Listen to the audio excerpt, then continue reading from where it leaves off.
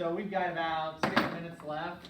So how we doing with Ignite? Are we learning some good stuff? Yep. Yes.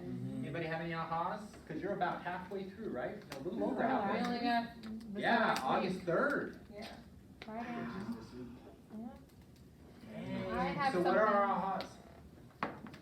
Oh, I have a. We've learned so much and have taken away, well, speaking for myself. If you I've realize learned- there's in one? Chicago. Or the packet. In Ohio, In yes. Ohio, okay. Mhm. This is one thing I'm- So I've learned a lot in this class, This it's right here. that having the time to implement everything I learned, plus do the homework, and so I can't wait for it to be over. Yeah. So then that In a way sense, you I can put can it- concentrate full time on putting everything that I learned into practice. Yeah. And that's the part that's hard right now. Yeah. I agree. So That's no what I pressure, said. no diamonds. Yeah. Right. So that's really cool. What are you going to do now with your afternoons on Monday, Wednesdays, and Fridays? Right, so between 1 to 4, because this is what I scheduled anyway to be here, I'm gonna be practicing, I have an accountability partner, so I'll be practicing my scripts. Nice. And just like today, we practiced scripts for expired listings. I've already had in my calendar that I was gonna be door knocking today on the expired. Yeah. So, going forward, starting next week, we're gonna still carve out some time to practice scripts together and then also prospecting together. So according to Harvard Business Study, the best time to prospect, they didn't get it down into what type of prospecting, by the way. The best time to prospect is when? 9 to 10. Nope. Maybe. I was gonna say, in my area, it was, everyone, here it's different because you guys have Nationally, shifts. yeah, you're right, nationally. But, 4 to 7 Close. was our good time. Yeah, because 4 to 6. We're getting off from work. Yeah, second best time to prospect is 8 to 9 a.m. Huh? 4 to 6 now? Yeah. Yeah. So now you're in Vegas. Yeah, Now I would encourage you to start with a national number okay, and then say, well, we're in Vegas, it's a 24-hour town. right, Where am I calling? Who am I calling? And track it and then say, well, this is where I'm having the higher conversations and more conversion, and then adjust. okay. But I guarantee you, it's in the evening, Yeah. It's which is way why we set more appointments in Dialing for Dollars in the evening Mhm, than we do the rest of the week. mhm. Which is why I do Dialing for Dollars. My team does more numbers in the 1 week from 4 to 7 than they do the rest of the week. Oh, I went to all my appointments BTW. Yeah? I did. I was really excited about that. I was like, I have to go to all of them. Even the one with Steven, we went and sat with him at Starbucks for. How was that? That was really good. Good. We've already given him 2 clients that he's working with on getting, And watch him reciprocate, which he will. yeah. He'd be like, hey, I have somebody who's pre-approved, they just need somebody to work hard for them. How's that? So he answered a lot of our questions, and it was really helpful just kind of getting his, and I like their work ethic and how they meet with people and they're at the signing table, like all that kind of stuff really matters. Yeah, they go to sign, so They go to Mike and every his team, they go to signing. the signings, they're sitting there with escrow, yeah. I mean, 5-star. Yep, they're my number 2. My business is 5-star, they must be 5-star, otherwise we're not in business. Exactly. Yep, That's why I good. told him, I'm like, I'm not gonna lie, you're my number 2, Yeah. but only reason I have a number 1 is because they're a relative, so. Yep, and the second that they don't perform, it's about the client. Yep. Yeah, good. So what are our other ahas? How about you? I will say the first time when I went through Ignite in California, Okay. I was so new and there is so much information to take. So Yeah. this time I'm in way better position because I already went through the several transactions, so I know where are things that it makes much more sense Sure. now when I know more. And I will recommend to everybody, if you have chance, every instructor has different approach and it's very helpful. So I'm very happy that, I say, make much more sense now than first time when I was overwhelmed with so much Sure. new stuff. Sure. Anybody else? Ahas? What's something that we should change? What's something that we should improve upon? Because we're only as good as our last class. We're only as good as our last deal. We're only as good as our last closing. Well, I would think overall become better listeners. Okay? rather than talk so much, trying to sell, sound like a salesperson. Yeah. Listen and come from there. Okay. And I can get your perspective on that, and I can understand maybe part of the problem. We have to go through all this material, and we're deliverers of information. I don't know what all of the instructors do. I know what a couple of them do because we've been teaching the class a long time. And I think the consensus used to be, give us as much as you know.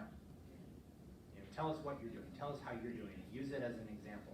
Mm-hmm. And what I hear you say is, give us or give us an opportunity for us to tell you what our experience is currently. Maybe we might be doing some of these things, and this is the outcome we're having. You know, maybe we're already doing a couple of listing appointments or working with a couple of buyers, and this is our experience.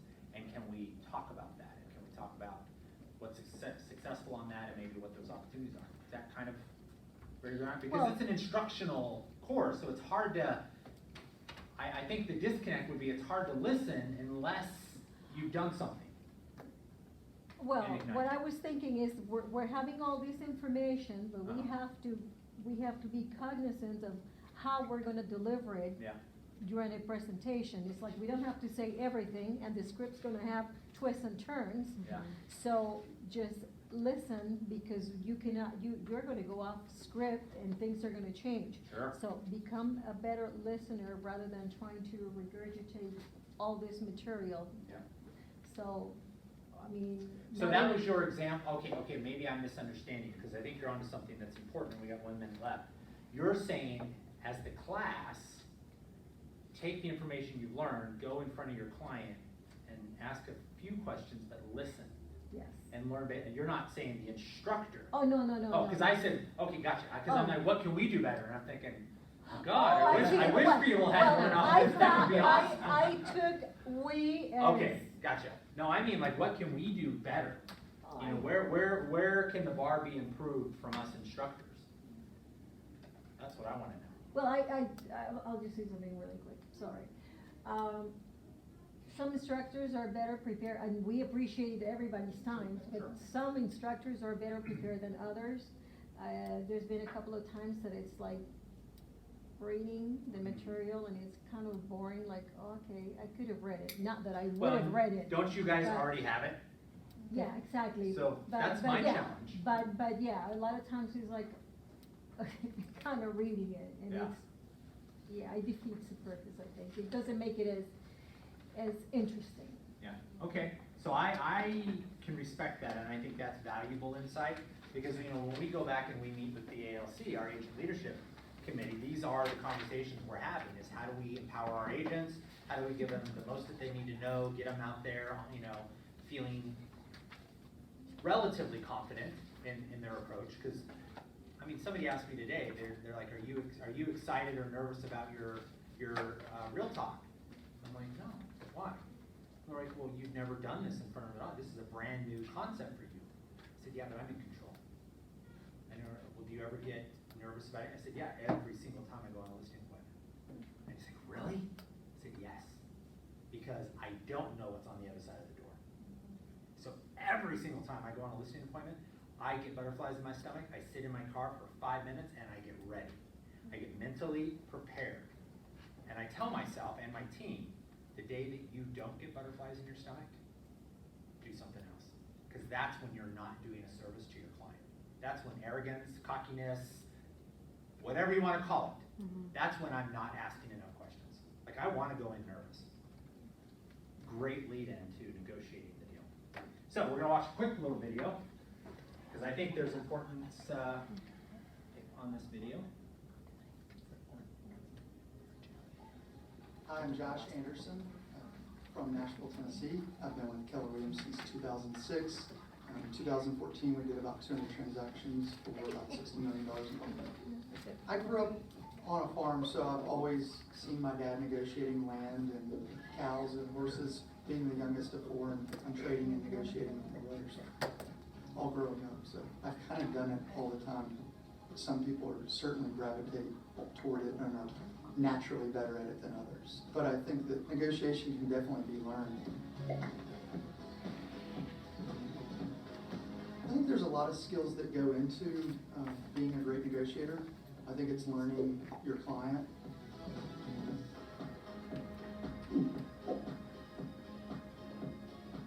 Instead of kind of assuming that you know what's important to them, really asking a lot of questions and letting them tell you what they need or want, and then speaking to the other agent and finding out what's most important to their client.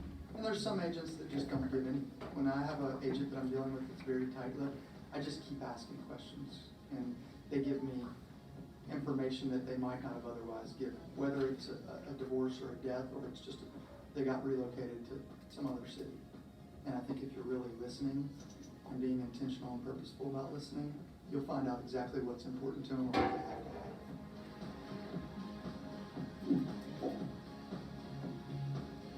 In certain situations, you have to be creative. We're always looking for that next little tip to help our clients out and win the deals. One of the techniques that we've used a lot that's worked well for us is the escalation clause. For example, if the property is listed at $250,000, we might go in at $250,000 with strong terms, and in special stipulations we might put in there that we're willing to beat the next best documented offer by $1,000 up to $263,000. And the best offer might be $261,000, so we end up getting it for $262,000.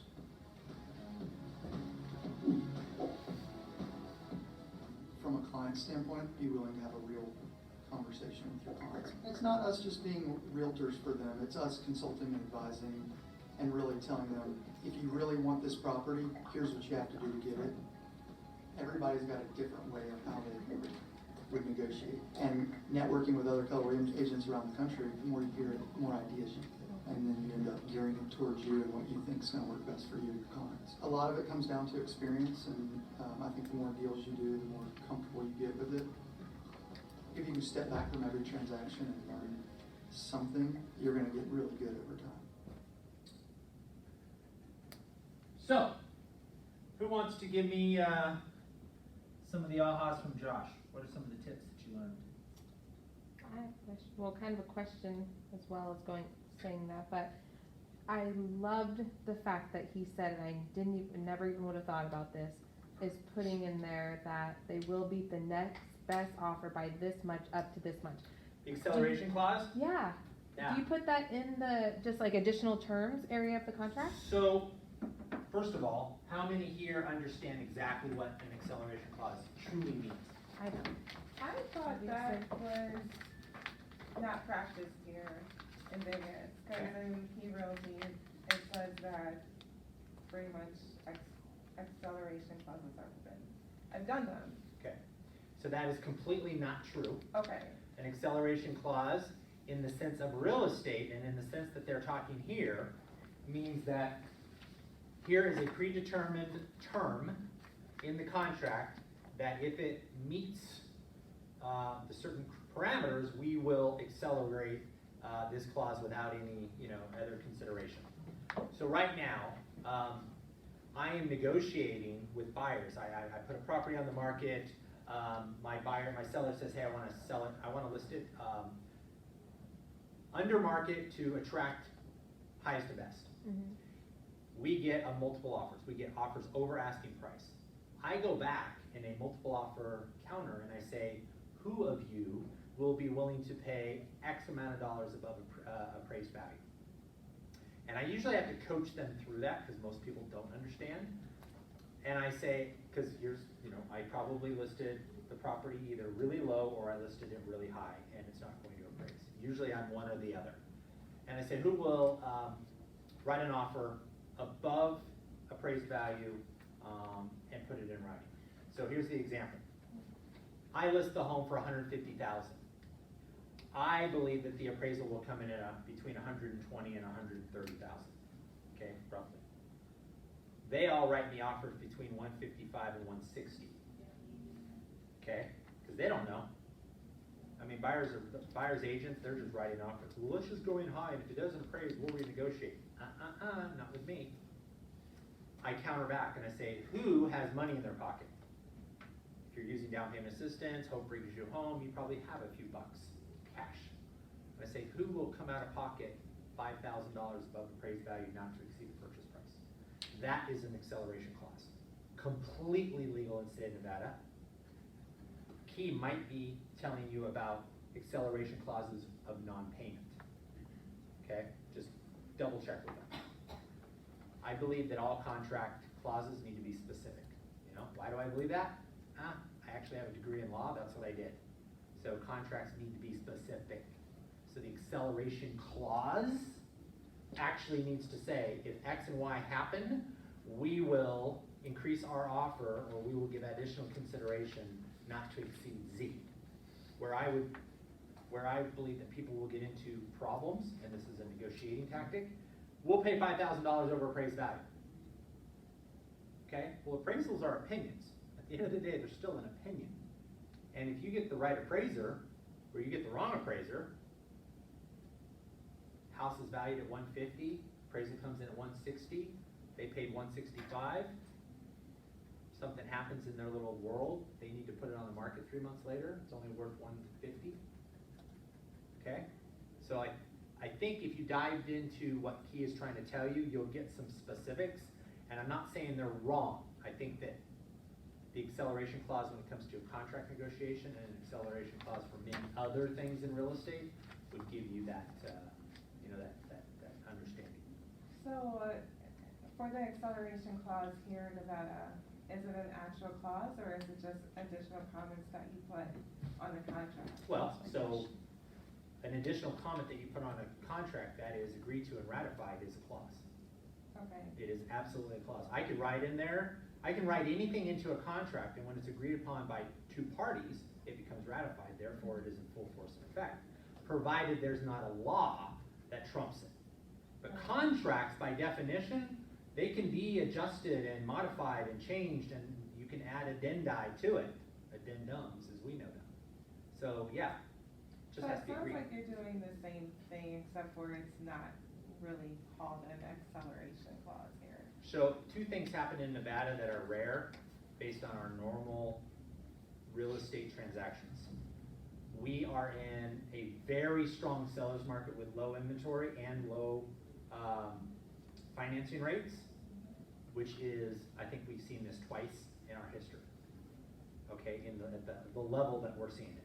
So a lot of people just don't know, like, what do I do? Oh my God, I got 11 offers. Does that mean I priced it low? Not necessarily. No inventory, price point, days on market, all that stuff. Other markets see that more because they have kind of a standard market that they don't see the major shifts that we've seen. Now, it doesn't mean in 3 to 5 years we're not going to have that type of market. We're seeing a lot of firsts right now. We're seeing developers sitting on inventory, okay, because in 2007 and 8 they stopped building, the market crashed, they take time to start construction up again, and they can't just turn it off. So we're seeing a lot of weird shifts right now. It is legal. Yes? On the other option that when he put offer, he said they will pay $1,000 above any. That's the acceleration clause that still has to have the absolute consideration. Yeah. As listing agent, how you take those offers? So Do you think, hey, I'm gonna give fair chance to other offers too? Tell them, hey, I have offer for, what is moral? So as a listing agent, I know my inventory. Like, I know what I have in front of me. I've pulled comps, I've done research, I know enough to know that my house is either gonna sell fast or it's gonna sit on the market a little while. If I'm a good listing agent, I know what I have, okay? There's still a level of uncertainty. There's still a level of unknown. I have never taken a property that has been listed, offers, contract closed exactly as I had anticipated. It does not exist. Having said that, I'm pricing it to either get a lot of offers or to get as many offers as I can so I can push them up. Okay? So it's a strategy. And I'm having the conversation with my seller. I'm saying, all right, you can either price it so it'll sell today, or you can price it so it'll sell tomorrow. Which do you want? Because that's it. Price determines the length of time on the market. So if you price it high, it's going to sit on the market. okay? If you price it correctly, it's going to attract the highest opportunity today. Doesn't mean you're gonna get an offer tomorrow, does not mean that. I've got a home on the market in Salt Color that we have reduced by $20,000. I'm the lowest priced home, it's empty, it's clean, it's beautiful, and it's sitting out like a sore thumb. And I have to go back and go, why? Okay, it happens. Well, here's the reality. The market is slowing down, it's shifting, okay? So, what was one of the other ones that Josh brought up? What are some of the other points? Well, I just like the point that he said that he used to be a farmer, and so therefore he understands negotiating skills. So it goes to show that you don't really have to be a salesperson in order to do this, you Mhm. know? It's like that time that you asked us what our other values were that we bring to the table. So, dive a little deeper into that. Your job as a real estate agent is to do what with and for your client? What's your job? Provide them information so that they can make right decisions for them. Consult, yeah. Ask questions to seek to understand. You brought that up, you know, that was truly what you were saying. Sometimes we feel like our value proposition is walking in and going, oh my God, this is the market, blah, blah, blah, blah, blah, blah, blah, blah, blah, blah, blah, blah, blah, blah.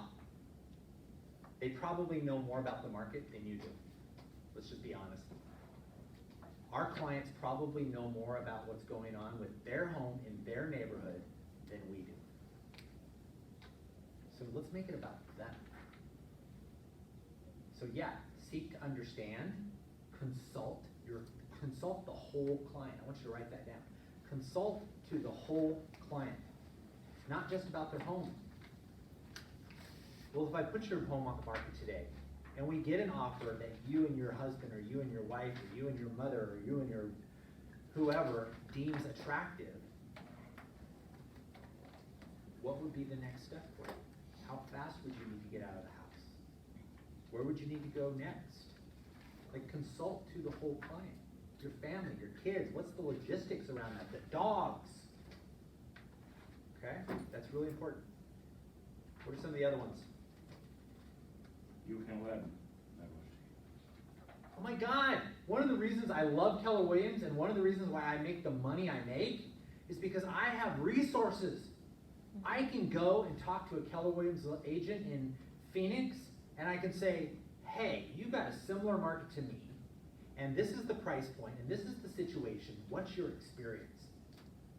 And I get free, verifiable, validatable knowledge and information. Not from some coach who's never sold us a lick of real estate in Las Vegas. I can actually call somebody and say, this is my situation, what's your advice? You have it in your market center. My door's open. Some of you will talk to me, some of you won't. I don't exactly appear to be so approachable, because when I'm in here, it's my business, but my door's open. Anybody can walk in and say, hey, I got a couple of questions, you got a couple of minutes. I'm going on a listing appointment today, this is what's going on. He likes Starbucks. I love Starbucks, yeah, Starbucks, like that gets me right in my heart, literally. I will help anybody in this office as long as they reciprocate. Anybody. That's huge. That is the highest level of negotiating. What else? We're missing a couple of things.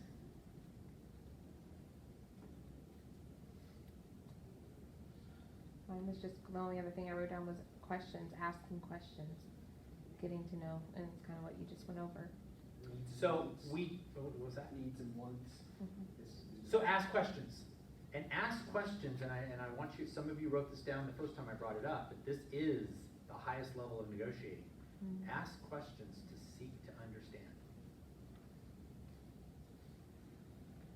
I didn't see this video, but when I watched home, they say don't take personal. Well, yeah, good luck. And I have Good a luck. hard time with that. I think that's something we can strive to do as humans and we can strive to do as salespeople. And some of us have a better opportunity to do that than others, but we are in an emotional business. And if you're truly asking questions to seek to understand, you're capitalizing on the personal side. you are. If I'm sitting down, I'm diving deep. You know, somebody is gonna tell me, oh, we wanna get the most amount of money for our home. Great, so if you get what you want, where are you gonna go? Oh, we're gonna go to Miami. Oh, awesome, you're gonna buy a home in Miami? No. Oh, well, why not? Well, we're just not ready to buy right now. Okay, are you aware of the buyer market right now and interest rates being really low and Miami's got a similar market to Vegas, it's tourism, blah, blah, blah, blah. Yeah, I know, but we don't wanna buy. Okay, can I help you find a rental? Or we're gonna go with a family. Oh, okay, so how does your family feel about you moving out? Cause what is the true reality? The reality is, they're probably selling their home for everything other than the most amount of money. They're just giving us an objection. And I have to, I tell my agents, I have to coach to the whole agent. You have to actually negotiate to the whole person. Because doesn't it change things if you know that the grandmother is in hospice in Miami and you are the only living and surviving relative and you must get over there to take care of affairs and you've got $1 in your pocket? Like, doesn't that change the way we do business? Mm-hmm. Of course it does. So it's hard not to get personal. Although my job is to get personal with you and say, I got your back. I'm gonna work really hard to get you where you wanna get. I meant more, don't take personal when your offer is not accepted or rejected, you know. So, and I have had time there, what did I do, what could I do different to get that? So you're the buyer's agent? Yeah. Okay. Anybody here the listing agent ever? Period? Ever done a deal where you're a listing agent? Yeah, Any multiple offers? yes. Yeah. I mean, are you taking it personal for your client?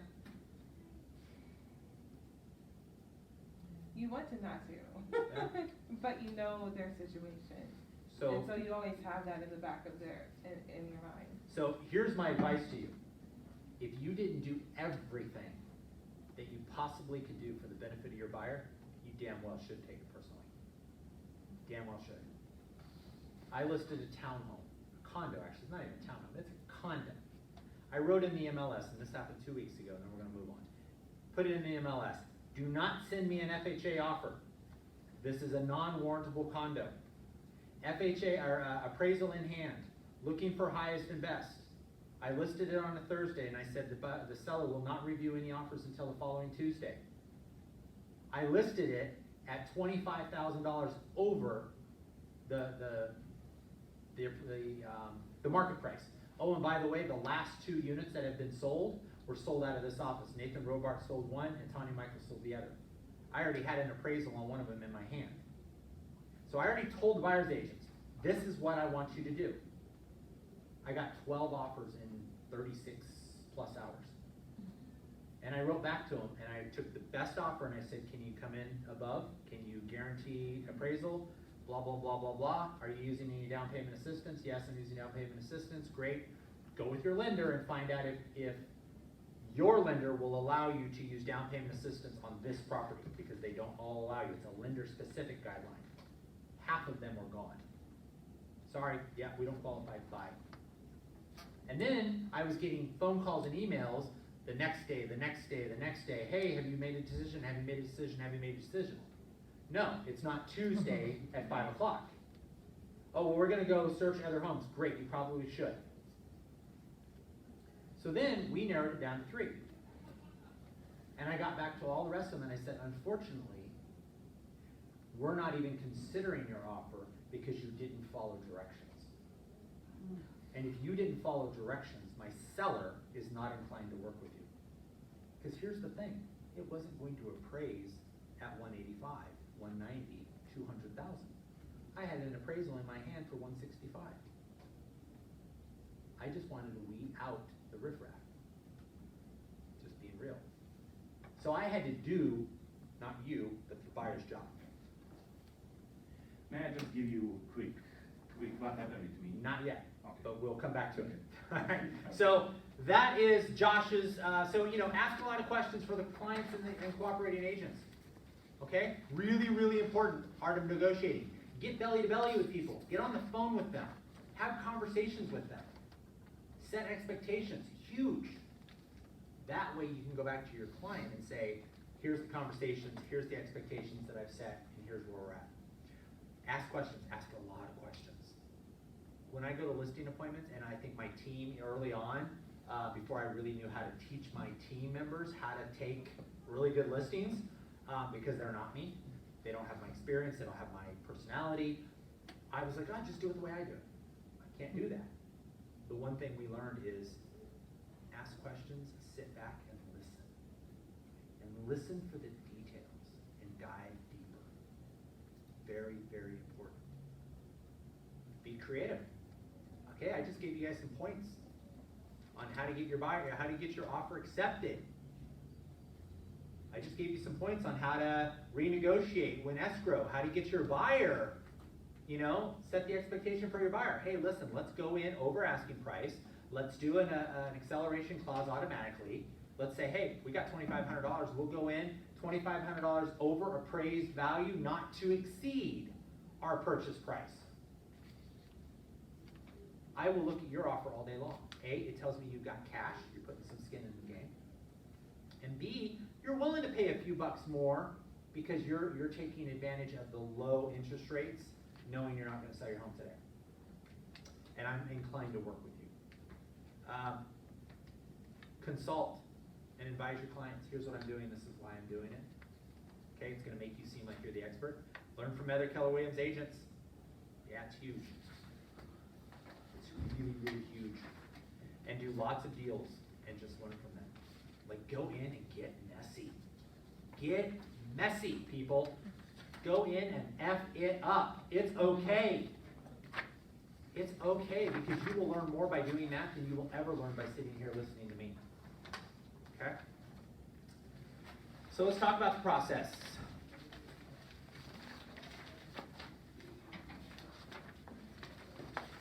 The offer process.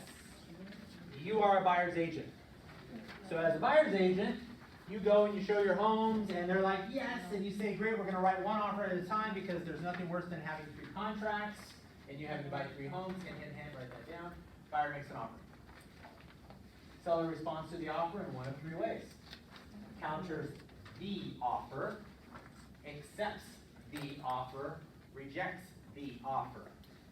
What are the variables of that in today's market in Las Vegas?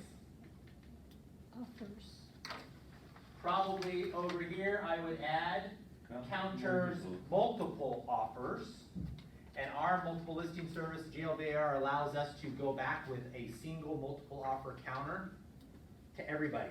And we can isolate our individual terms, and we can say, doesn't matter what the offer came in. We can say $250,000, seller's going to do a post occupancy for 45 days. You're going to pay $5,000 over appraised value, not to see the purchase price, and you're going to close within 30 days from acceptance. Oh, and by accepting this doesn't guarantee that we are going to accept your offer. So it's a little bit of a hybrid. I do those a lot. In fact, I think, was it you that just did one or got one on your own home or something like that? On the home that I was. Yeah. You're seeing it more and more. I'm okay as long as, Sharon is okay, as long as you're using a multiple counter offer. Sometimes, it depends on the home. Sometimes I'll counter them one at a time. Just depends. But that would be one option. You accept the offer. Great. Accept the offer, go into contract. I would encourage you, have 1, 2, or 3 as a backup and have that conversation. Say, can I keep it as a backup up to 12 days? I will let you know as soon as this contract goes through the contingencies. When you have backup offer, you have to put that on a listing agreement. When you have listing with the homeowner, that we will have backup offers. It has to be stated on the listing agreement, right? No, No? it says on the listing agreement that the seller gives you the right to negotiate multiple offers. Okay. A backup offer cannot be presented to the seller. I thought without seller's When you have knowledge, when we you have a can't- ratified contract, that is your contract. You're done. The other one is just a piece of paper sitting in your file. Means nothing. Your seller can only accept one contract at a time. Now, they can negotiate contracts, but once you have a ratified contract, you're done. Contract is ratified, escrow is open, everything else that comes in is a backup offer. That's all it is, it's a It piece of doesn't paper. have to be stated in the listing agreement on the paper. No, only multiple offers, the negotiation process. Once one is selected and it's, ratified, that is the extent of that negotiation. And then rejecting an offer. So something we are really bad in Las Vegas, and somebody will get popped eventually, it's going to happen, and I will be a fly on the wall when it does. We are not signing rejections. So you as an agent are liable when a buyer, when I represent a buyer and I say, well, where's my rejection? Because if it's not rejected, it is presumed Yeah. accepted. So if you get me as the buyer, as the buyer's agent, you're the listing agent, and you don't reject it in writing, I'm opening escrow. I will do whatever I have to do to get my client that home. Now, it doesn't mean that I will have an accepted offer, buy the home. Nevada says we must reject, we must complete every contract. Okay, so we have to either accept it, counter it, or reject it. Goes back to why you can't have another offer, it's just a backup. It means nothing. Can't even present it to your sellers, because what would happen if you did? Seller he's my seller, he accepted an offer for $165,000, we're under contract. You're the agent. You come in with a buyer's agent, you come in with $175,000 cash. You give it to me. Okay, What do you think he's gonna do? take the second offer, He's under contract. it's a backup offer. No. What do you think he's going to do with the offer that's under contract? He's gonna wanna try to He's find gonna a way look to for every cancel. reason to cancel it. Cancel Now, it. do we all know what happens with cash offers? Often, they're placeholders, they're not as invested in buying the home as maybe somebody who just worked for 60 days to get a loan. So we have a duty to not only promote our client's best interest, but also protect our client's best interest. That's why you can't present backup offers. Okay, contract, get it? Everybody understand it? That's why you have to present backup offers. No, You you can't. do not. It's not an offer, it's just a backup. You don't present them, because you're already under contract. Your seller can't sign it, he can't accept it, he can't do nothing. It just sits in your file in case the contract terminates. And then you go back to him and say, hey, are you still interested? Can I present it on its face, or do you need to update it? Do you have sellers that you have backup offer? Yes, I just don't I don't disclose what it is. I give a little more information than a lot of agents you- do. Okay, let's just back a little. You have to present to seller every offer. Exactly, until the contract is accepted. So he accepted the offer. Yep, You choose any of those offers as your backup, you can. it's not an offer. I know. Now but it you is can only a choose- backup yeah, offer. Yeah, Yep. you can choose that as backup offer. Yep. Okay. Okay, now so I tell them there's a backup offer.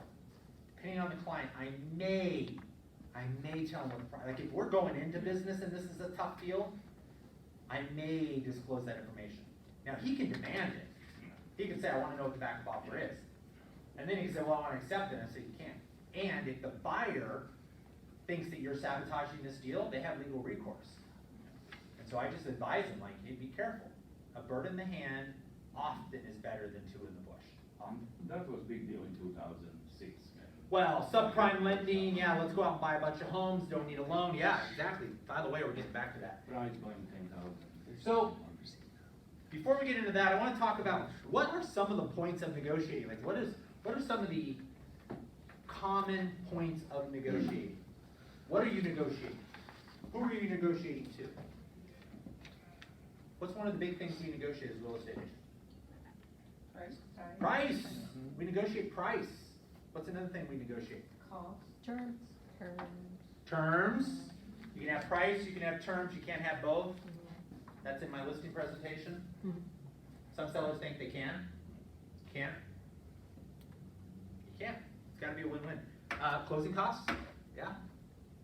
Okay, not terms, but closing costs. Closing dates. Big. In this market right now, you might have somebody who doesn't have the money. They're using down payment assistance, they don't have a penny to their name, they're borrowing the E&D. Great, awesome, let's focus on our terms. Let's focus on, does the seller need a post-occupancy agreement? And can you give that to him for 60 days? Well, why not? You need the time.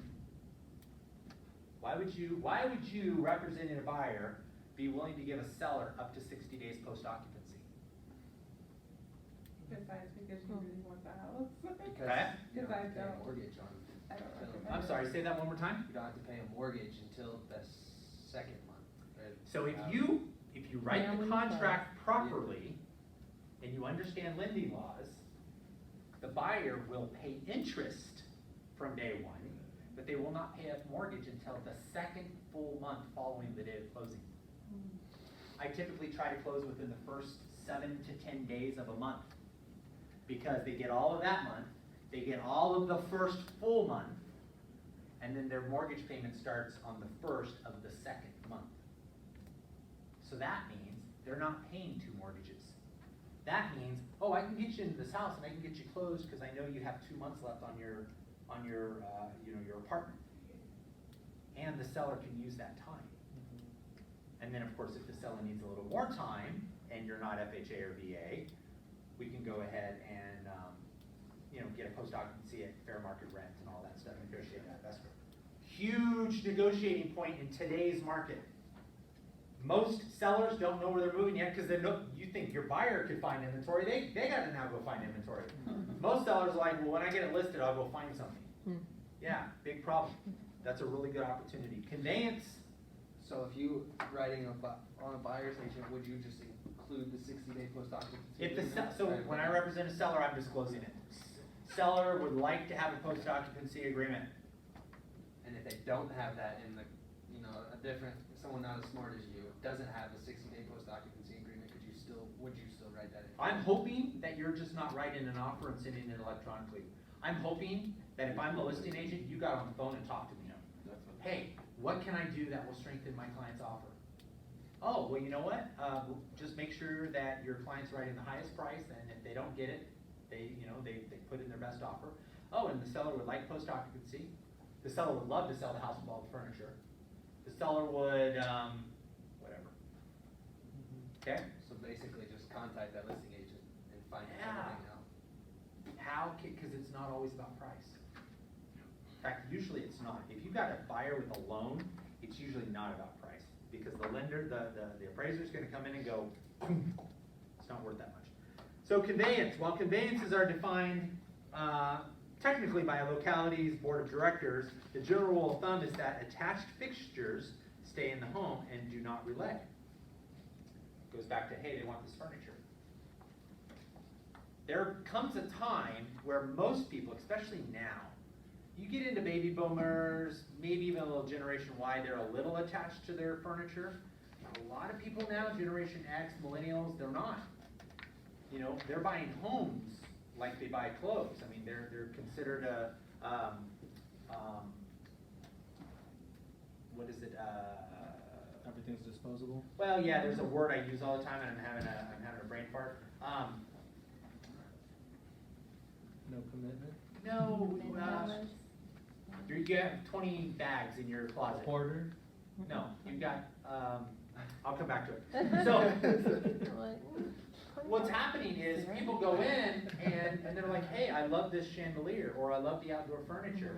There comes a point where a seller will get rid of so much stuff because the cost of moving is still a fixed cost. And they go, well, crap, if I can get rid of 75% of my stuff, which I probably don't really want to keep anyways, and it saves me $5,000 in moving costs, they will do it. Ask the question. Hey, is there anything in the home that the seller would consider getting rid of? Oh, well, I don't know, I'll ask them. Because that's usually a financial cost. Earnest money. So I love this. You as a buyer, you go in, you're like, you know what, I know that my earnest money is $2,000, but if you look at that second line, additional deposit, it's not earnest money. And if you know you're gonna pay $10,000 for closing costs, you put $2,000 for EMD, you go in with $8,000 additional deposit.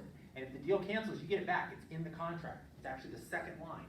So if you put that in there, that's the There, same as it's on Andy. page like- 1, it's the second line item, number 2. Additional deposit not considered as earnest. Yeah, I always thought though that that'd be not protected the same way that earnest money's, it is? It goes back to the buyer no matter what. It's just skin in the game. It just says, hey, I want this house, I'm not going anywhere, I'm real. Should've had Craig. Huge. Repairs.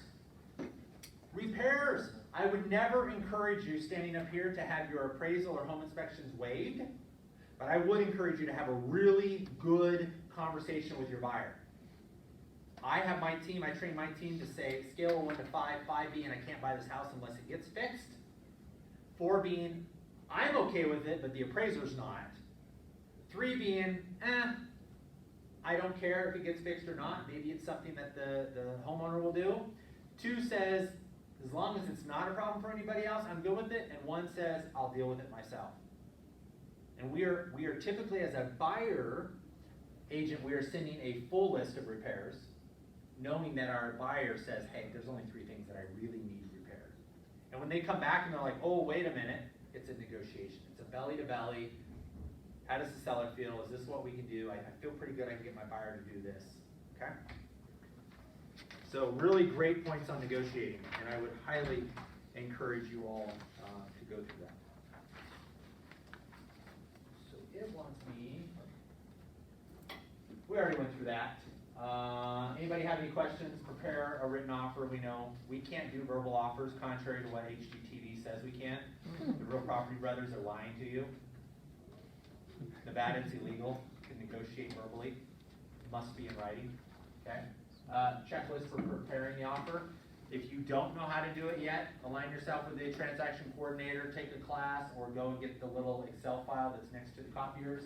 It'll tell you what you must put on your offer. Write the actual offer, present the offer to the listing agent. So, how many in this room? And I'm gonna, for the right answer, I'm gonna give away one of my exclusive VIP cards that has all kinds of cool stuff. You're the buyer's agent. What is the single highest opportunity for you to get the seller to understand your buyer's position? Not putting the details in the offer. You have the offer written, your buyers have signed it, it's in your hand. What's the one thing you can do to have the highest opportunity to have your offer reviewed by the seller? And there's one answer that I'm looking for. We'll start with the first hand up. Cover letter? No. You cannot present it in person? Send a letter. No. Present it, like, as the buyer's agent, request from the listing agent to be able to present that offer to their client. Have you been in one of my classes before? I've been to a lot of your Okay. classes, but I have not had that answer. from- Congratulations, that is it. Nevada law allows you to present the offers in person to the seller. And how many of us actually do that? You don't have to get permission from You your don't- listing. No. The law actually says we have the right to present the offer in person. There was a time when we did it. There was a time when that's what we did. Hold on, to the seller. Yes. Hey, I have an offer. How you When find can the I come, seller? when can I present the offer to your sellers? Oh, so you called the agent? Yeah. Well, the agent has a right to be there because it's an agency relationship. But you have a right to present the offer directly to the seller. And if the If agent you says, can no, find I'm the seller." presenting all offers? what Not do you saying do? they're gonna agree, he's probably gonna go, well, shit. But you have a right. So what happens? He says, no, I'm presenting all offers. Great, when are you presenting offers? And I will be there to personally present mine. He still says no. Well, I mean, you can file a complaint with the division.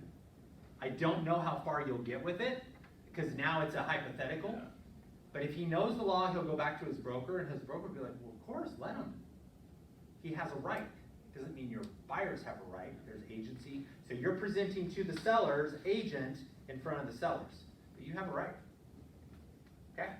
The single highest opportunity is present the offer in person.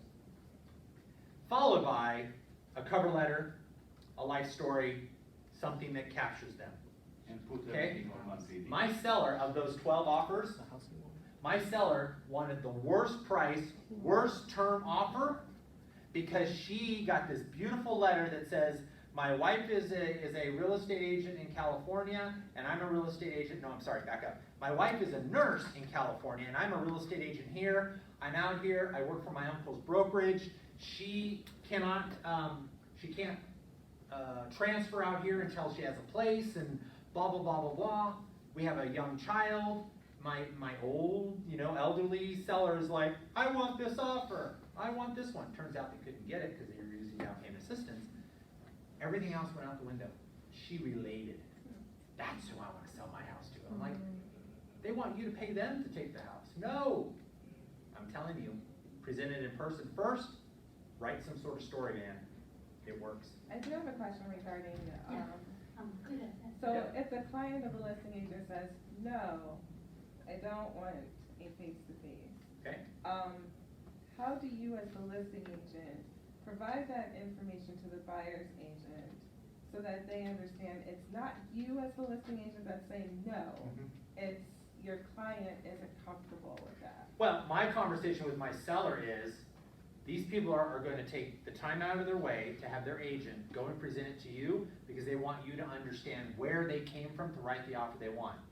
It also tells me that they're probably all in on your house, and that if something comes up, a low appraisal, repair request, things like that, they're probably the buyers that are going to work the most with you. So as long as it's not like an extreme price issue or something like that, this is your highest opportunity as well, because don't you want to sell your home to a ready, willing, and able buyer? Now, if I'm the listing agent and I said, well, this is how it all works, and this is what I'm gonna do, and I set a different expectation, shame on me. Shame on me. Because I'm telling you, I sell a lot of homes, and I do get buyers that are like, yeah, we found something better. Squirrel.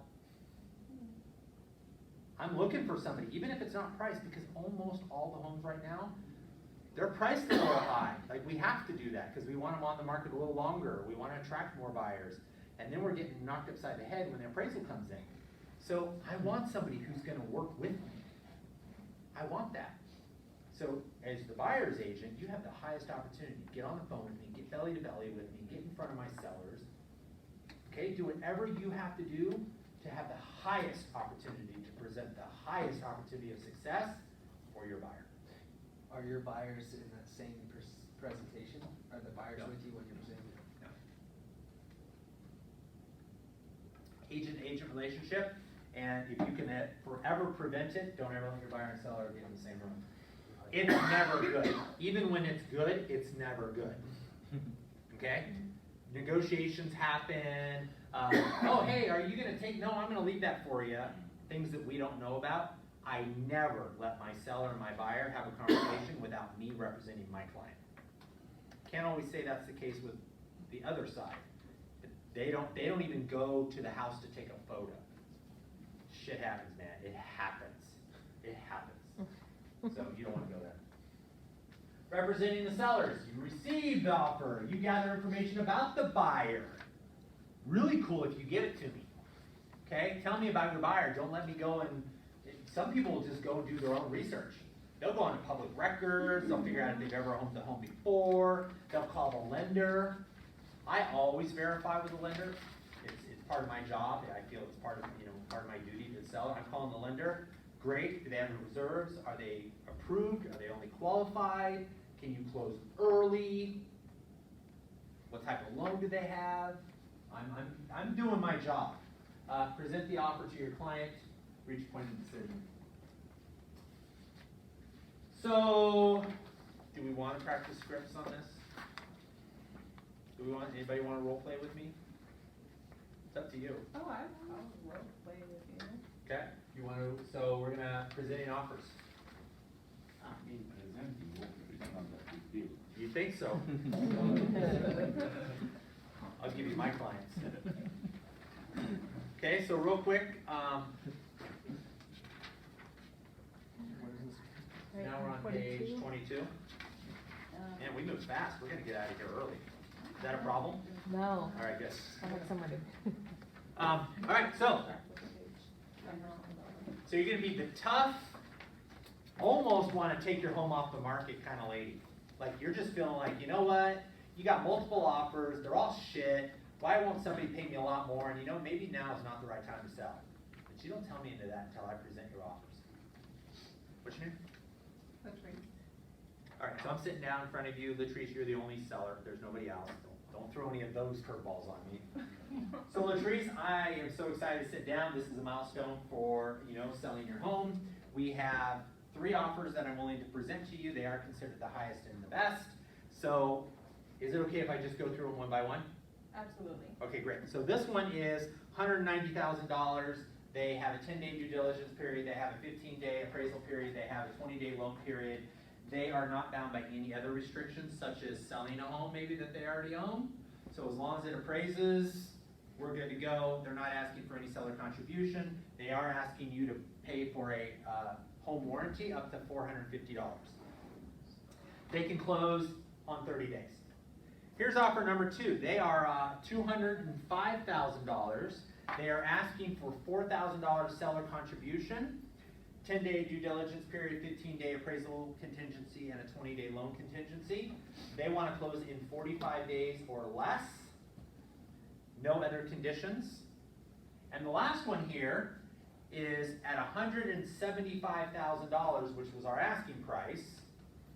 They want you to pay for a home warranty, not to exceed $500. They want a 25-day loan contingency. They want a 25-day appraisal contingency, a 30-day loan contingency. They are an FHA, the other 2 are conventional. And they're not asking for anything else. So, putting all of those side by side, which one do you find the most attractive offer? The last one is at asking price. The second one is $75,000, $85,000, $95,000, $25,000 over asking price.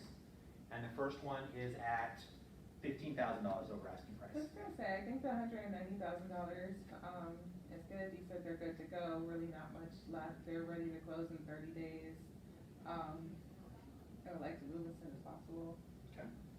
And they're asking for a home warranty at $450.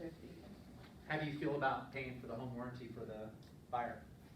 I don't wanna pay for it in this market. I think I don't have to pay for a home warranty. Okay. So if they're willing to concede that, I'd be willing to accept their offer. Okay, what happens if they waive that home warranty and nobody buys it? How does that make you feel? If they waive it. Waive, yeah, because it's not a requirement in Nevada, so they could ask for the seller to pay for it, they could pay for it themselves, or they could just waive it. Right now, they're asking you to pay for it. Right. And I'm saying I don't wanna pay for it, Okay. so. What happens, and how are you gonna feel if they waive it, though? Do you have any, experiences with somebody who's bought a home, maybe you, and they waived the home warranty? I have not waived a home warranty. As my agent, can you tell me a little bit more about that and how that would affect me? Sure. So Murphy's Law is always that as soon as somebody closes on the house, 2 weeks later, the water heater stops working, the air conditioning stops working. A lot of buyers, they buy something brand new, it starts to fail, they're pointing fingers. They're gonna point their fingers at you. Because even though you don't know of any of these mechanical issues, okay, maybe you have the air conditioning at 77 and they walk into the house and they put the air conditioning at 69 and that thing starts overload, they can sue you. Well, They can hold you accountable. And by having a home warranty paid for 12 months, you remove yourself from that liability. So here's what I think you're telling me. Try to go back and negotiate with other terms that we're gonna talk about. And if they won't pay for it, I don't want it waived, because I understand the value of at least having a home warranty, so that when I walk away from selling this home, I'm done. Right. I got no issues unless I know about the issues. Because that's a small price to pay, and it's actually $65 to $75 is all they would have to pay for a service fee. And it covers from the day of closing onwards. So let's revisit the 205K with the 4K seller concessions. Sounds like they need a little assistance to close this home. It does sound like they need assistance, but they are coming over the asking price. And I didn't see there that they wanted a home warranty, so are they looking to pay for that on their own, or using that $4,000 to cover that? So that's a really good question. So let's talk about the seller contribution. You and I know that the home is probably not going to appraise anything above about 175, 180 maybe, based on the comps. We wanted to list it high for a couple of reasons. One, we wanted to go ahead and get rid of everybody who wasn't serious, okay, because there's just low inventory. And two, some people will come out of pocket a little bit of money. So what I hear you telling me is if we can go back and we can get some clarity on, do you have any additional money? And what happens if the home doesn't appraise? Because do you want to be able to reduce the purchase price down to appraised value and still have to come out of pocket for closing costs for somebody? Most of my sellers, it's one or the other. If I have to come out of pocket, if I have to reduce the appraisal price, I don't have the extra money to pay for your closing costs.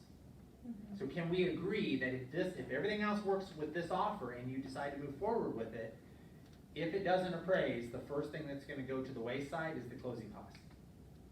Is that the first thing we can agree on? It sounds like it. Okay, so based on what happens there, now if it does appraise and we're giving them $4,000, will they be paying for the home warranty out of that? I think that that's completely amicable on both sides. I think that's really a win-win. Okay, so we're gonna counter back on them, if this is the one you choose to move forward with, Sure. saying, if it doesn't appraise, we're gonna expect you to pay the difference. I might go with an acceleration clause if that's okay, I'll tell you more about that in a second. Okay. Ultimately, if it doesn't appraise and they don't do the acceleration clause, then they're gonna have to come up with a closing cost. I'm going to assume that's gonna be a deal breaker for these guys. But in a perfect world, if it all does appraise and you're giving them the $4,000, that will also cover the home warranty. Okay? Great, so let's talk about the third one. Let's talk about the third one. Now, I noticed that they're FHA, which means they need some assistance. Not necessarily. That is a myth. So FHA just means that it is a government-backed guarantee that says if they default, the government will step in and pay the difference of loan to value. Whatever the market gives it, they'll pay the difference. It's like a insurance policy, so to speak. What it does mean is lower requirements to be approved and lower down payment. So FHA is going to be 3.5% down. Your home does qualify to sell on FHA. You know, it's a single family residence. You've got no, missing windows. You've got all of the essential services. You got flooring. I'm very confident there's not going to be an FHA problem. Right, but I've heard stories with FHA before when the appraiser comes in and say there's chipped paint somewhere, then you have to fix it. So I don't want to have to come out of a lot of repairs. Great. So that's another myth. Can I explain? Yes. Often the same appraisers are appraising FHA as they are conventional and VA, Veterans Association. FHA and VA used to have additional layers of requirements. Now they all have the same layers, okay? It's all about safety and sanitary. So this whole paint thing, that just means you can't have any exposed cracking paint because weather will get in and it'll deteriorate the home faster. So I've already looked at your home and I've already made the decision that in my eyes as your agent, not as a home inspector, not as an appraiser, not as even a handyman or contractor, but visually, I didn't see anything that was wrong with your home. You've got straps around your hot water heater. You've got all of the windows appear to all open and close. The garage door that goes into the kitchen, automatically shuts. You've got flooring. I don't see any cracks. I don't see any safety bars that aren't opening and closing. So I feel really confident you're going to meet all of the FHA requirements. Okay? Now a home inspector might bring up some things that I don't know about because I'm not licensed in that area. But as far as loan, I'm going to tell you that my experience is people who are FHA, they're typically first-time buyer or they're a second or third-time buyer move-up, and they are emotionally attached to buying. Conventional could be a secondary home, could be a vacation home. It's more about the right price and the right price point and the right location.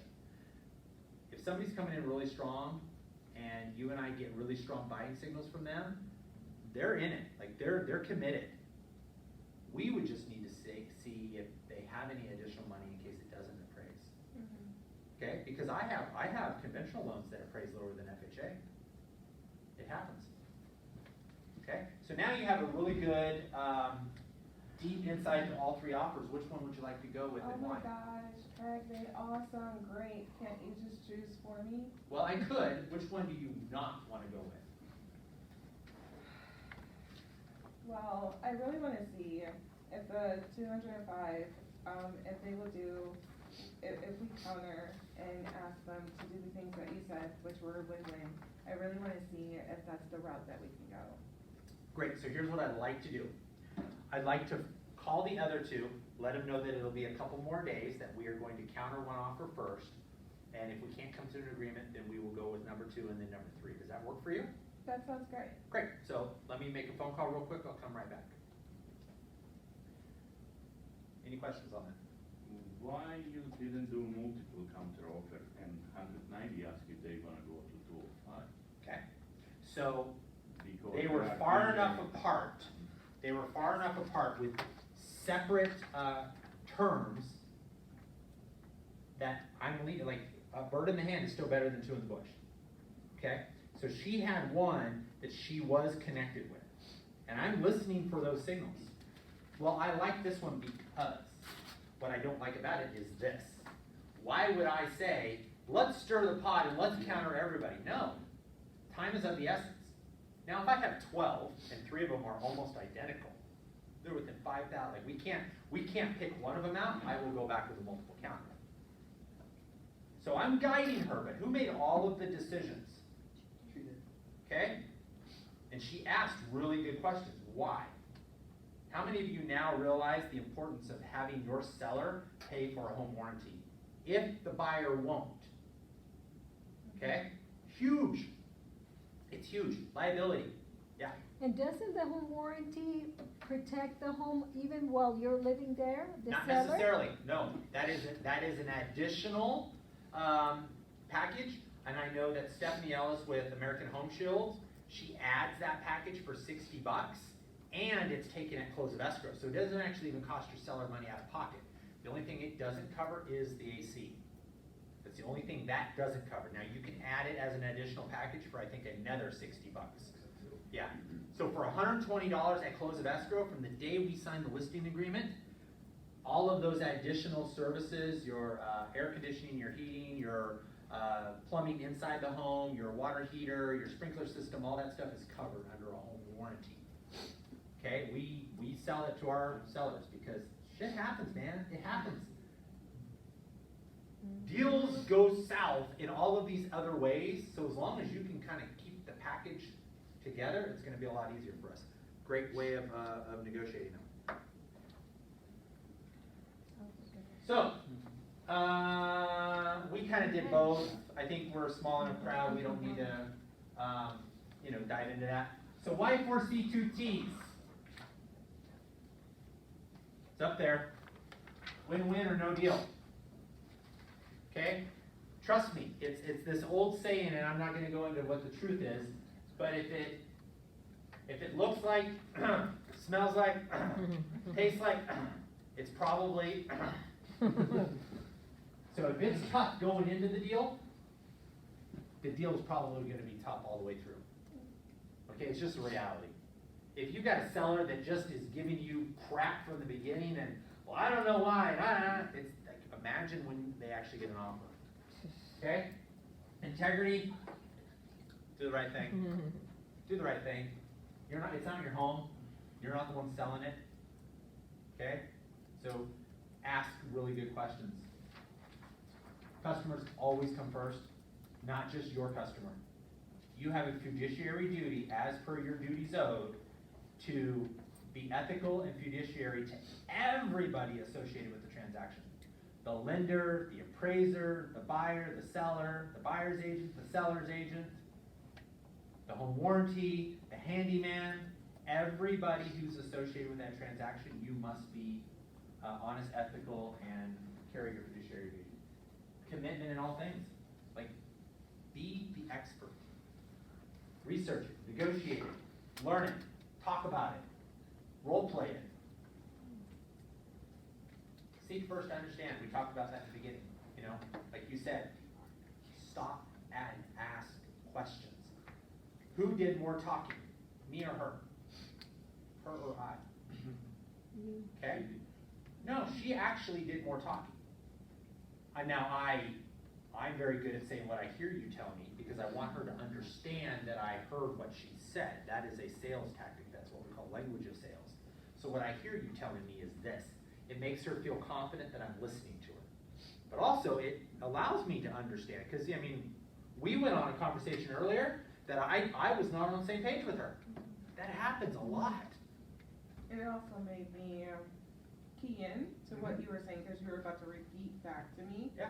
what I was telling you, and I wanted to make sure that you got, at least almost every word or the gist Yeah. of what I was asking. And you are a really good role model because you're somebody that by personality has no problem challenging somebody. You don't have that problem. And so that's for me, that's great. Sometimes people will just nod their head and go yes because they don't want to get into a debate with me. But you will challenge, you have your perception and this is your belief and this is why you believe it. So until somebody can give you another perception, that's your reality. So when we're training and teaching, you're a great person to do that with. Creativity, ideas before results. Absolutely. To sell real estate at a high level, it's not black and white. It is not black and white. You got a client who's being referred to somebody in Podunk, middle of nowhere, Utah.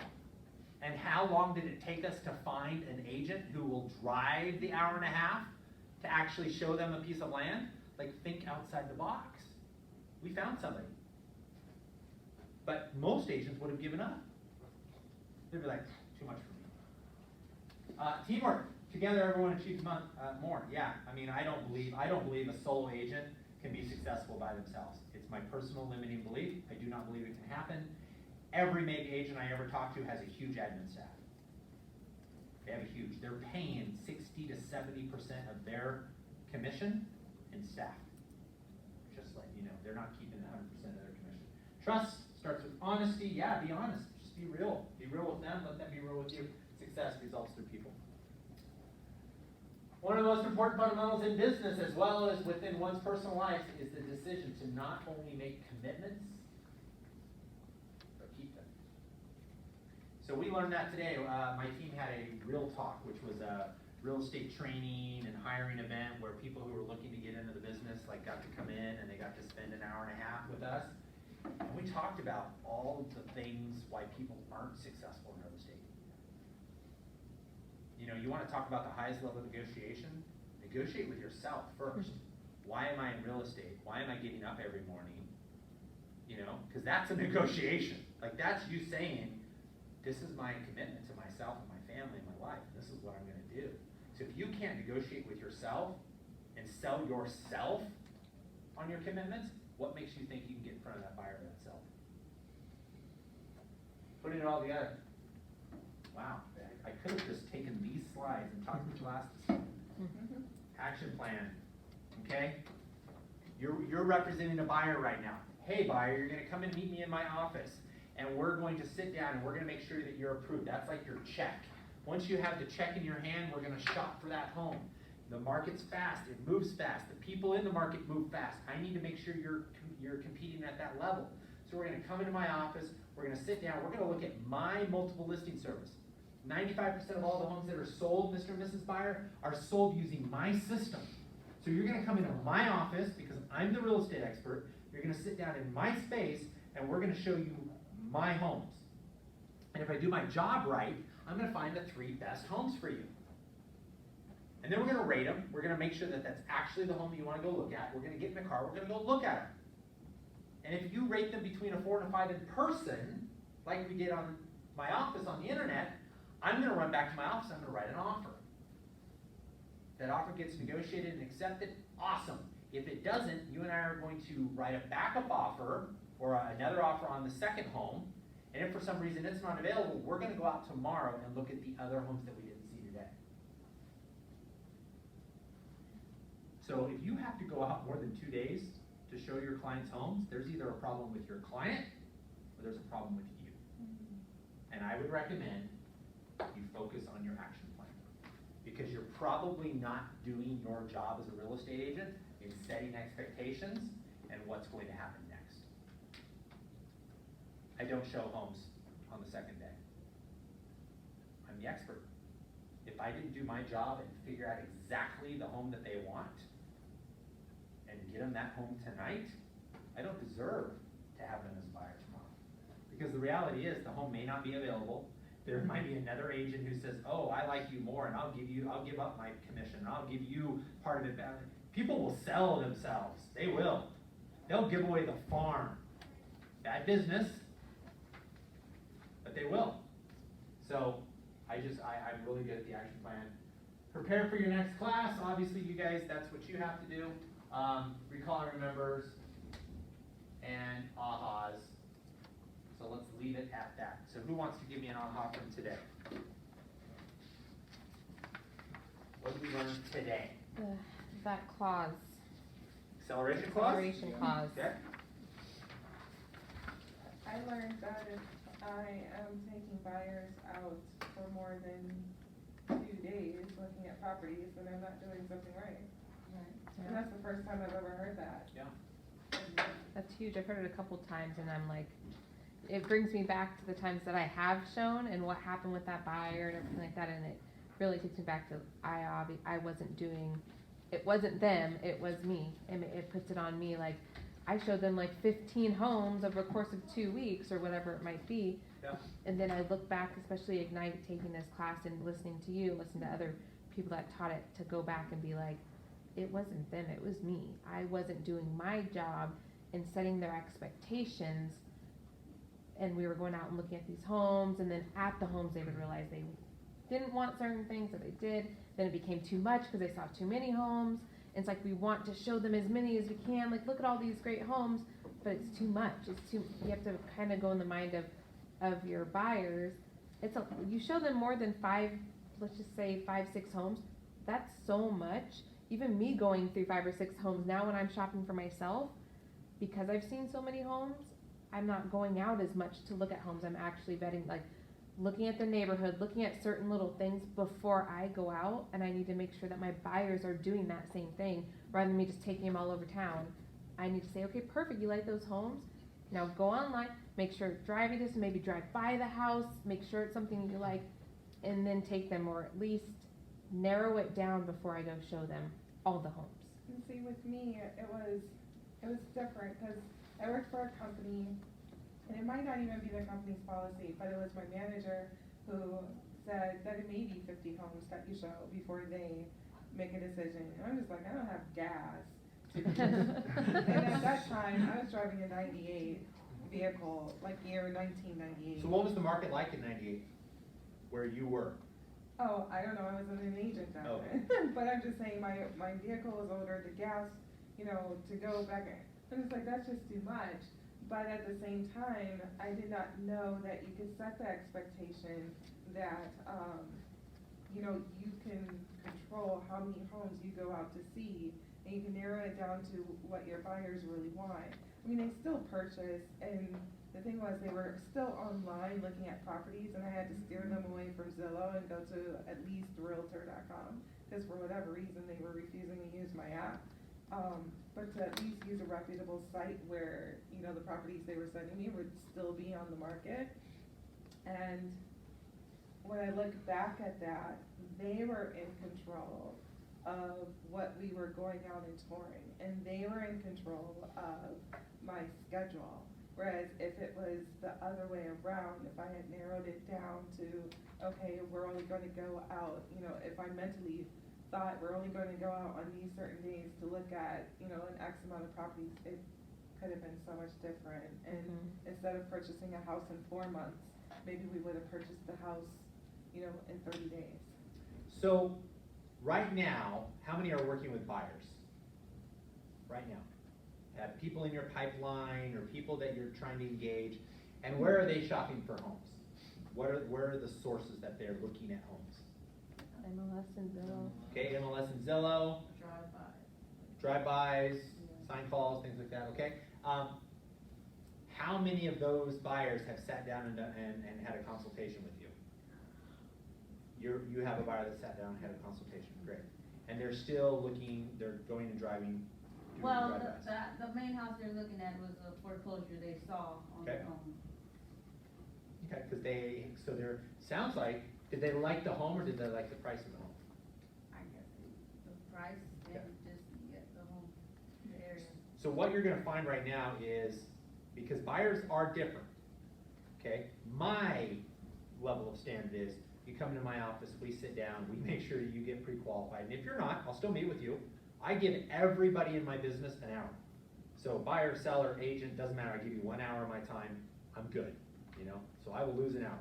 They come in, they sit down, they're not pre-qualified, I get them pre-qualified. And I just let them know, like, that's your check, I can get it in a couple minutes, now I can go. And then, the conversation I have with them is, if you've got homes that you want more information on, bring that list in. Go ahead, favorite it, do whatever you wanna do, because I'm gonna pull those homes up on multiple listing service. Two things are gonna happen, they're not gonna be available, or they haven't been available for 2 to 5 years. And I'm gonna show them how inaccurate those systems really are. And then I'm gonna say, now let's look at what is available. And I get them down to 0, and my team does this. Purchase price, location, amenities, pool, ba ba ba ba ba, 0 results. I say, yeah, the reality is everything you want doesn't exist. So now let's talk about what is really important for you and back into that. And I get them to 10 to 20 homes, okay? Sometimes it's more, sometimes it's less. Now reality hits. Now they go, oh, okay. Because if you're putting them on a drip, on an MLS drip, you're no better than any other agent out there. Because guess what they can do that you can't do? They can adjust their purchase price, they can adjust their location. They can say, oh, I love this home, even though it doesn't have a pool. You can't do that. They're telling you, I want $350,000 max, and I want it in Summerlin, and I want this and I want that. Ha ha ha, good luck. So they're setting you up to fail if you're letting them control the conversation through social media. Zillow, Trulia, Realtor.com, Redfin, all that stuff. Get them in front, tell them, print me a list, or favorite them, bring that in on your iPad, we're gonna sit down and we're gonna pull up all your homes. We're going to. And the reality is, if some of those homes are truly what they're looking for, they will show up on your search results. That shows you as the expert. And then the only other conversation is, this is not everything on the market. The good news is, I have access if one of these aren't available, I have access to the other 5% of all the homes that are on the market. Those are being sold for sale by owner. The risk we take with putting in an offer with a for sale by owner is that they're not necessarily realistic. They think they're gonna price it and keep the money. We think we're gonna get the discount, and here's the reality. I don't know if I'm gonna get paid or not. So let's start with the sure thing. We know what the taxes are, we know what the neighborhoods are. They've been vetted through our multiple listing service and our Greater Las Vegas Association of Realtors. If we can't find that home, I have the uncanny ability to go and prospect the other 5% of the homes. That's your value proposition. And if you're not doing in-person buyer consultations, this is a losing battle for you, okay? You will lose this game of real estate, okay? Anything for me? How many of you got my email with my pre-listing package, my listing package, and my buyer's consultation? Thank you all for responding back and telling me. Give me your business card and I'll send it to you. How many of you saw some awesome stuff in there? When you send, how you send that? Email. I know. I don't If you have it, didn't- and If you didn't give me your business card, I I did did. not send it to you. I know I did for a Okay. fact. All right, and if you didn't get it and you gave me your business card, I will resend it. We do make mistakes. So yeah, there's some really good value in there. Feel free to R&D that, rip it off, do whatever you wanna do. Did you get one? He got one, so I told him to send it to me, because I didn't have a So, business listen, card. I wanna give you guys all something, cause I believe we have to give back. You gave me your time. You got one I already. actually need Okay. you. So this is a VIP card that I give out. We give out to all of our clients. And it affords them the opportunity to have discounts and incentives, like there's 50% off movie theater tickets, I know Six Flags Magic Mountain is like 60% off. There's like all kinds of stuff, and it's constantly growing. Now, I would encourage you to build your business on something like this, because every time they go into this app, guess who they see? You. And I see what they're doing. Oh, okay. So I'm constantly there. I can put my open houses on this. I can put my listings on this. I can go into business with other companies and have them promote on here, like we're doing Popeyes right now. The owner of all the Popeyes in Las Vegas is now putting like a buy one, get one free on our thing. So I give this to you for two reasons. One, I want you to take advantage of it. But two, I want you to realize Oh, wait, I didn't get one. your business is a business. Think like a business. Oh, I guess What are all of the ways that I can capture data from people and get in front of them, okay? This is a really cheap way to do that. I already started it. You were gonna. Oh, poor Georgie, I you didn't know. get one. I didn't get one. I was So- sending her. That is all. Thank you all so much. Thank Today you. we ended a little early because real estate negotiating is simple as well, okay? Like it goes back to Josh's 5 points. If you do that and you get belly to belly with people, you got this. Awesome. Okay. Thank you for your time. Thanks, everybody. Thank you. And I will send to you too. Craig, are you available tomorrow from 9:30 to 10? Am I available tomorrow from Nope. 9:30 to 10? No, He that's sure is not. prospecting time. Sorry, 9:30. What's your availability? after 11:30 by calendar, Ooh. or 12 o'clock. or before 8:45. Oh. That's possible. Yeah, I mean, I'm usually in. You guys are rolling in right after, well, he is. Yeah. Mhm. I see you on the weekends, Yeah, right? plugging open. Never house that signs. again. You know, we totally forgot. It was Friday night when we were like, oh my gosh, we have an open house tomorrow. We didn't get signed, nothing. We you totally didn't call spaced it. Nick? So that's what we said. We were like, oh my god. So we just came here and did it ourselves, but we're like, we've got to make sure that we put it in our thing. Like, call Nick, Call pick up the Nick, signs, yeah. schedule it with him, pick up. It's just, we had a crazy last 2 weekends, so. How was your open house? It was good, Good. really good. Good No turnout? pressure. Yeah, good. No pressure. time. No pressure, no dimes.